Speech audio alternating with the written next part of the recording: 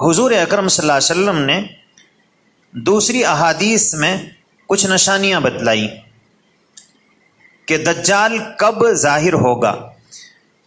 تو حضور نے فرمایا کہ پہلے حضرت مہدی علیہ السلام تشریف لائیں گے، وہ پیدا ہوں گے، اور حضرت مہدی جو پیدا ہوں گے تو حضور نے فرمایا کہ ان کی ماں کا نام میری ماں کا جو نام ہے وہی ہوگا، اور ان کا نام وہ ہوگا جو میرا نام ہے، محمد ان کا نام ہوگا، اور ان کی والدہ کا نام آمنہ ہوگا. اور حضور نے فرمایا کہ وہ میرے ہی خاندان کے ہوں گے، قریش کے ہوں گے.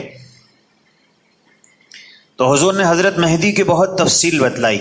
اور حضرت مہدی جو ہیں وہ پیدا ہوتے ہی لوگ نہیں سمجھیں گے یہ مہدی ہیں، پیدا ہوں گے، بڑے ہو جائیں گے، جوان ہو جائیں گے، جب تک بھی ان کو لوگ نہیں پہچانیں گے کہ یہ مہدی ہیں.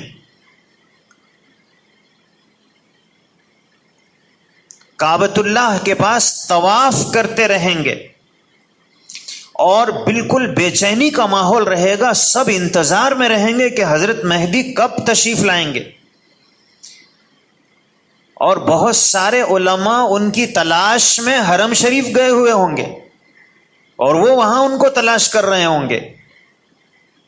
یعنی اتنا گویا حالات اس رخ پر رہیں گے کہ سب انتظار میں رہیں گے، اور لوگ پہچانیں گے کہ یہ ہیں حضرت مہدی.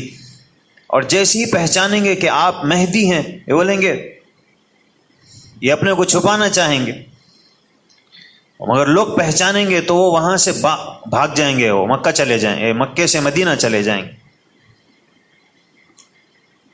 لیکن ظاہر ہے کہ وہ تو مہدی ہیں، تو لوگ وہاں جا کے بھی ان کو پکڑیں گے اور کہیں گے کہ نہیں، آپ ہم سے بیعت لیجئے، ہم آپ کے ہاتھ پہ بیعت ہونا چاہتے ہیں. تو پھر حضرت مہدی ان کو بیعت کریں گے، اور پھر حضرت مہدی کا پھر ایک لشکر تیار ہوگا.